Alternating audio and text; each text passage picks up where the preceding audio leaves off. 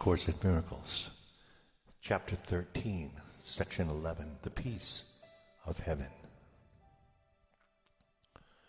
Forgetfulness and sleep and even death become the ego's best advice for dealing with the perceived and harsh intrusion of guilt on peace.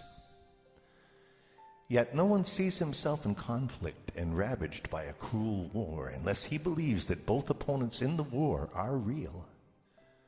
Believing this, he must escape, for such a war would surely end his peace of mind and so destroy him.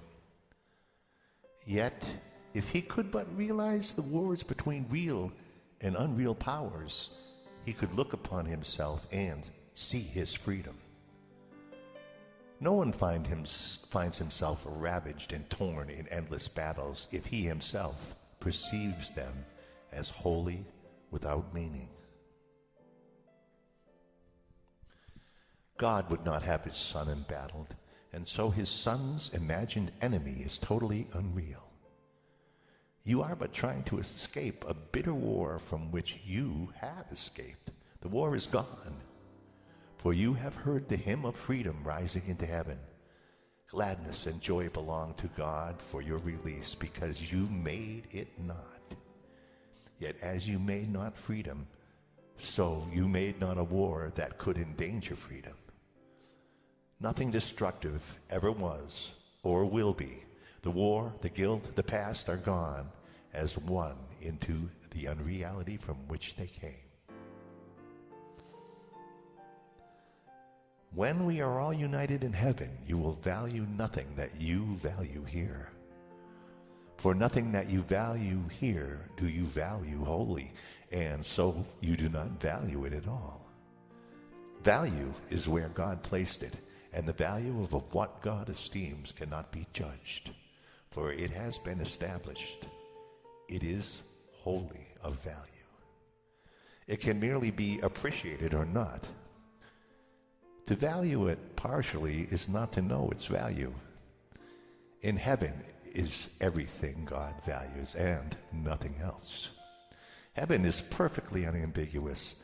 Everything is clear and bright and calls forth one response. There is no darkness and there is no contrast. There is no variation. There is no interruption.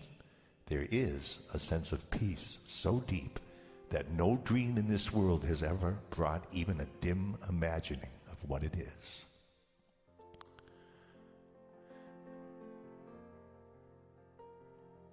Nothing in this world can give this peace, for nothing in this world is wholly shared. Perfect perception can merely show you what is capable of being wholly shared. It can also show you the results of sharing while you still remember the results of not sharing. The Holy Spirit points quietly to the contrast, knowing that you will finally let Him judge the difference for you, allowing Him to demonstrate which must be true. He has perfect faith in your final judgment because He knows that He will make it for you. To doubt this would be to doubt that His mission will be fulfilled. How is this possible when His mission is of God? You whose mind is darkened by doubt and guilt, remember this. God gave the Holy Spirit to you and gave Him the mission to remove all doubt and every trace of guilt that His dear Son has laid upon Himself. It is impossible that this mission fail. Nothing can prevent what God would have accomplished from accomplishment. Whatever your reactions to the Holy Spirit's voice may be, whatever voice you chose to listen to, whatever strange thoughts may occur to you, God's will is done. You will find the peace in which He established you because He does not change His mind. He is invariable as the peace in which you dwell and of which the Holy Spirit reminds you.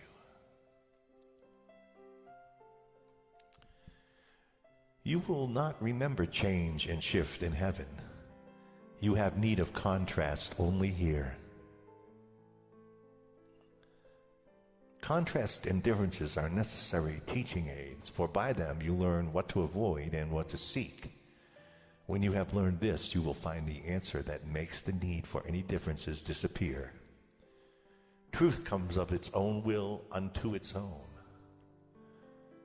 When you have learned that you belong to truth, it will flow lightly over you without a difference of any kind, for you will need no contrast to help you realize that this is what you want, and only this. Fear not, the Holy Spirit will fail you in what your Father has given him to do. The will of God can fail in nothing.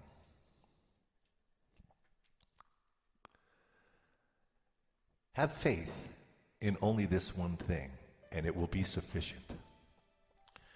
God wills you be in heaven, and nothing can keep you from it, or it from you. Your wildest misperceptions, your weird imaginings, your blackest nightmares all mean nothing. They will not prevail against the peace God wills for you. The Holy Spirit will restore your sanity, because insanity is not the will of God. If that suffices him, it is enough for you.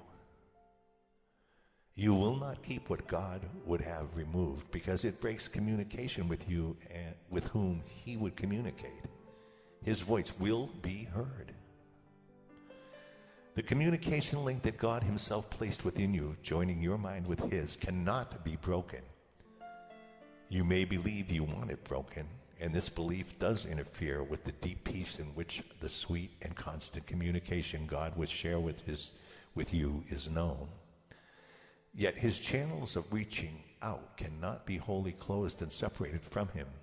Peace will be yours, because his peace still flows to you from him whose will is peace. You have it now. The Holy Spirit will teach you how to use it, and by extending it, to learn that it is in you. God wills you heaven, and will always will you nothing else. The Holy Spirit knows only of his will. There is no chance that heaven will not be yours, for God is sure, and what he wills is as sure as he is.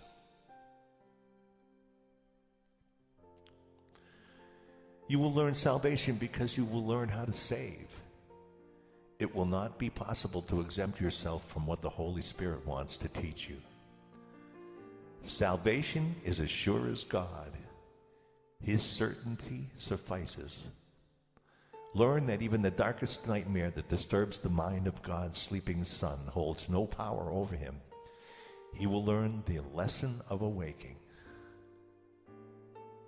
God watches over him, and light surrounds him.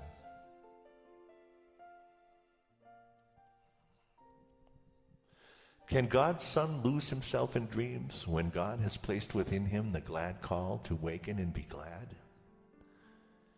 He cannot separate himself from what is in him. His sleep will not withstand the call to wake. The mission of redemption will be fulfilled as surely as the creation will remain unchanged throughout eternity. You do not have to know that heaven is yours to make it so. It is so. Yet to know it, the will of God must be accepted as your will. The Holy Spirit will undo for you everything you have learned that teaches that what is not true must be reconciled with truth.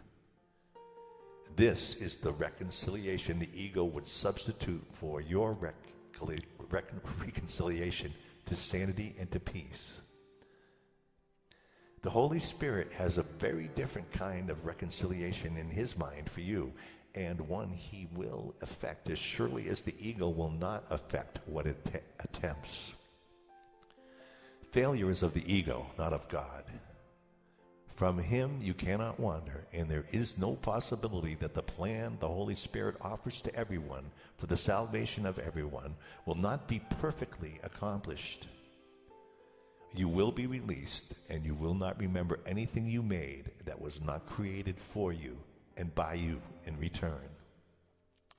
For how can you remember what was never true, or not remember what has always been?